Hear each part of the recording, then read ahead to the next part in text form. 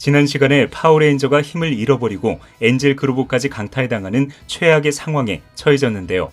오늘은 예고해드린 대로 파워레인저가 힘을 회복하고 모든 준비를 끝낸 로드제드와 브레이니악 연합군의 본격적인 침공이 시작됩니다. 그리고 서로 의심만 하던 배트맨과 파워레인저는 생각지도 못한 사건으로 서로를 신뢰하게 되는데요. 과연 그들에게 무슨 일이 벌어질까요? 지금 바로 확인해 보시죠. 브레이니악의 축소 작업이 끝나고 엔젤 그로브가 사라지자 잭은 절망에 빠집니다. 그러자 슈퍼맨은 이것은 잭의 잘못이 아니며 우리는 누가 이런 짓을 했는지 정확하게 알고 있기 때문에 반드시 이 모든 것을 원래대로 되돌릴 수 있다고 말하죠. 그리고 얼마 후 슈퍼비전으로 브레이니악의 우주선이 저궤도에 머물고 있다는 것을 확인한 슈퍼맨은 저스티스 리그와 침투 계획을 세우는데요. 파워레인저가 자신들도 함께 가겠다고 하자 사이보그는 너희들은 힘이 없기 때문에 안 된다면서 딱 잘라 말하죠. 그러자 배트맨은 그들은 힘이 없는 것이 아니라면서 자신의 무기고에서 강력한 무기들을 파워레인저에게 골고루 나누어 줍니다. 그렇게 제이슨은 사용자의 의지에 따라 위력이 달라지는 아즈라엘의 검을 받았고 잭은 모든 것을 관통하는 아톰 X를 받죠. 그리고 킴벌리가 그린 에로우의 활과 권투 글로브가 달린 화살을 받으면서 파워레인저는 새로운 무기들을 얻게 되죠. 하지만 제이슨이 자신들은 이곳에서 신분을 노출할 수 없다고 말하면서 레드후드의 투구를 만지작거리자 배트맨은 통 크게 다양한 코스튬도 그들에게 제공해줍니다. 그렇게 모든 준비가 끝나자 저스티스 리그와 파워레인저는 지구와 브레이니악의 우주선 침투조로 나누어 임무를 수행하는데요. 먼저 브레이니악의 우주선 침투조는 슈퍼맨이 시선을 끄는 동안 우주선 내부로 히어로들이 잠입해 엔젤 그로브가 있는 장소를 찾기 시작합니다. 하지만 브레이니악의 드론들이 그들을 막아서자 카타나의 코스튬을 입고 있던 트리니는 카타나의 검으로 브레이니악의 드론들을 아주 간단하게 학살해버리죠. 그리고 사이보그가 메인 컴퓨터를 해킹해 엔젤 그로브와 변신 코인이 숨겨져 있는 장소를 찾는 동안 빌리는 프로메테우스의 삼지창을 이용해 시간을 벌기 시작합니다. 그렇게 시간이 흐르고 얼마 후 마침내 변신 코인이 있는 장소를 찾아낸 사이보그는 이 사실을 곧바로 슈퍼맨에게 알렸고 슈퍼맨은 변신 코인이 있는 장소로 빠르게 날아가죠. 그리고 그동안 저스티스 리그와 파워레인저는 끊임없이 몰려오는 브레이니악의 드론들을 상대하면서 힘겨운 시간을 보내는데요.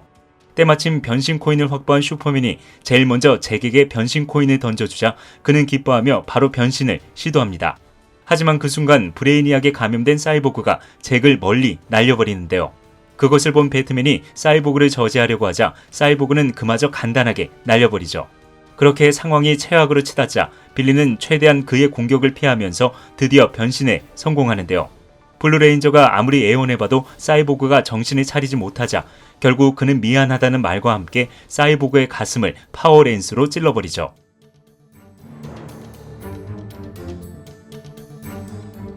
한편 브뤼셀에 있는 북대서양 조약기구 나토에서는 세계 지도자들이 한자리에 모여 1시간 전에 엔젤 그로브가 통째로 사라진 사건을 두고 회의를 진행하고 있었는데요. 바로 그때 갑자기 원더우먼이 나타나 이 세계가 위험하다고 외칩니다. 그러자 나토 회원들은 급히 경비원을 불렀지만 원더우먼은 경비원들을 가볍게 요리하면서 재차 대화를 할 수 있게 해달라고 호소하는데요. 이미 그녀를 위험인물로 간주한 경비원들이 총까지 발사하자 원더우먼은 승리의 팔찌로 모든 총알을 튕겨내고 자신을 데미스키라의 대표라고 소개하죠. 하지만 다른 지도자들이 듣도 보지 못한 나라의 대표를 인정할 수 없다면서 이곳을 나가라고 소리치자 원더우먼은 비록 자신은 이 세계의 사람은 아니지만 엔젤 그로브가 어떻게 되었고 그것을 해결할 방법이 있다면서 자신의 친구들을 부릅니다. 그리고 회의장에 나타난 킴벌리와 제이슨, 토미는 자신들을 파워레인저라고 소개하고 엔젤 그로브를 가지고 간 브레이니악과 그와 협력하고 있는 로드제드의 존재를 밝히죠. 또한 자신들은 저스티스 리그와 힘을 합쳐 그들과 싸워왔지만 우리들의 힘만으로는 부족하다면서 세계 지도자들에게 군대를 지원해달라고 부탁하는데요. 파워레인저의 간곡한 요청과 원더우먼의 외교 기술이 빛을 발하면서 결국 그들은 강력한 군대 지원을 얻게 되죠. 그렇게 군대를 얻게 된 원더우먼은 플래시에게 연락해 로드제드를 찾았는지 물어보는데요. 로드제드를 한 번도 본 적이 없는 플래시는 최선을 다해 그를 찾아다녔지만 아직은 안 보인다고 대답합니다. 하지만 얼마 후 그는 괴물 군대를 거느리고 있는 로드제드와 마주치죠. 한편 브레이니악의 우주선을 관찰하고 있던 그린랜턴은 우주선에서 수천 대의 브레이니악의 드론들이 출격하자 이 사실을 원더우먼에게 알리고 그들과 싸움을 시작합니다. 그리고 블루레인저는 사이보그를 창으로 찔렀다는 사실 때문에 괴로워하는데요. 이미 브레이니악에 장악된 사이보그는 끝까지 저기를 드러냈고 그것을 본 배트맨은 슈퍼맨에게 사이보그를 잡아달라고 부탁합니다. 그리고 배트맨은 애초에 사이보그의 시스템을 완벽하게 파악하고 있었기 때문에 간단한 조작만으로 그를 재부팅시키는데요. 얼마 후 정신을 차린 사이보그가 자신의 가슴에 큰 구멍이 나 있는 것을 보고 놀라자 블루레인저는 최대한 장기를 피해가면서 찔렀다면서 그에게 진심을 다해 사과하죠. 하지만 사이보그는 가슴에 구멍이 나 있는 것보다 배트맨이 자신의 시스템을 정확하게 파악하고 재부팅했다는 사실 때문에 분노하는데요. 그것을 보고 있던 옐로우 레인저는 엔젤 그로브를 구해 빨리 이곳을 빠져나가야 된다면서 그들의 싸움을 말리죠. 그리고 얼마 후 브레이니악의 수집품 창고에 도착한 그들은 엔젤 그로브와 다양한 도시들을 보고 놀라움을 금치 못합니다.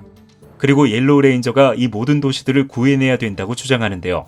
그 말을 들은 슈퍼맨은 이 모든 도시를 우리의 우주로 데려가서 모두 구해낼 테니 너무 걱정하지 말라면서 그녀를 위로해주죠. 그러자 블루레인저는 슈퍼맨의 말에 동감했고 배트맨은 지금 브레이니악과 로드제드의 지구 침공이 시작되었기 때문에 빨리 히어로들을 도와야 된다고 말하는데요. 갑자기 사이보그가 자신이 브레이니악과 연결되었을 때 새로운 존재가 이 우주선에 타고 있는 것을 목격했다고 말합니다. 한편 브레이니악은 로드제드에게 선물로 받은 알파5와 대화하면서 즐거운 시간을 보내고 있었는데요. 대화를 이어나가는 도중 브레이니악은 우수한 지능을 가지고 있는 알파5가 왜 열등한 인간을 도와주는지 도저히 이해하지 못하겠다면서 당황해합니다. 그러자 알파5는 자신이 원하는 일이고 같이 일하는 사람들은 정말 좋은 사람들이라고 말하는데요. 그 말을 들은 브레이니악은 알파5를 단순한 결함이 있다고 단정지어버리죠. 그리고 알파5가 왜 행성을 파괴하고 도시들을 수집하고 있냐고 물어보자 브레이니악은 다른 행성의 지식을 온전히 소유하면서 그들을 배우는 것은 자신의 큰 기쁨이라고 말하는데요. 그 말을 들은 알파5는 오직 자신만 생각하는 브레이니악이 이기적이라면서 그를 맹비난하죠.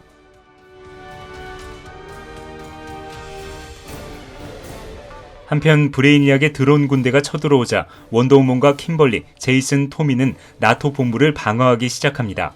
그리고 슈퍼맨은 파워레인저에게 알파5가 친구라는 이야기를 듣고 곧바로 알파5를 구하기 위해 브레이니악에게 쳐들어가는데요. 그 무렵 알파5는 브레이니악에게 도시는 시간이 지나면서 자연스럽게 사회가 성장하고 기술 발전을 이루는데 당신은 그 기회를 박탈했다고 말합니다. 그리고 인간은 열등한 존재가 아니라 앞으로 성장할 수 있는 놀라운 잠재력을 가지고 있다고 말하는데요. 바로 그때 슈퍼맨이 문을 파괴하면서 등장합니다. 그리고 슈퍼맨이 알파5를 데리고 나가려고 하자 브레이니악은 그럴 줄 알았다면서 자신이 미리 준비해둔 크립토나이트 단검으로 슈퍼맨을 무력화시키는데요. 그 순간 옐로우 레인저가 카타나의 검을 브레이니악의 가슴에 박아넣습니다. 그리고 블랙 레인저가 브레이니악의 팔을 파워 X로 자르고 옐로우 레인저가 파워 대구로 브레이니악의 머리를 날려버리죠. 그렇게 브레이니악이 쓰러지자 배트맨은 몰래 크립토나이트 단검을 챙기면서 로봇을 구하기 위해 목숨을 걸었다는 사실을 깨닫고 짜증을 내는데요. 파워레인저들은 오래간만에 만난 알파5와 기쁨의 제휴를 하죠. 하지만 사이보그가 브레이니악이 곧 재생될 것이라면서 빨리 이곳을 떠나야 된다고 말하자 블루레인저는 브레이니악의 팔로 잠시 재생을 늦출 수 있냐고 물어보는데요. 그 말을 들은 사이보그는 그의 말에 일리가 있다고 생각하고 곧바로 브레이니악의 팔을 방화벽으로 격리시키는 작업에 돌입합니다. 그리고 배트맨은 완전히 힘이 빠진 슈퍼맨을 부축하면서 지구에 있는 히어로들에게 우리의 도움이 필요하다는 것을 다시 한번 강조하죠. 얼마 후 힘을 회복한 슈퍼맨은 나토 본부에 도착해 변신 코인을 킴벌리와 제이슨, 토미에게 던져줍니다. 그리고 킴벌리와 제이슨, 토미는 그들의 유행어인 이츠 몰핀 타임을 외치며 간만에 파워레인저로 변신하는데요. 곧이어 알파5와 파워레인저가 자벨린을 타고 나타나자 그린레인저는 빠르게 알파5에게 다가가 반가움을 표시합니다.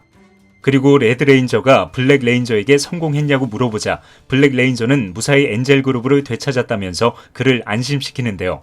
바로 그때 옐로우 레인저가 블루레인저라면 충분히 엔젤 그룹을 원래의 크기로 키울 수 있다고 말하죠.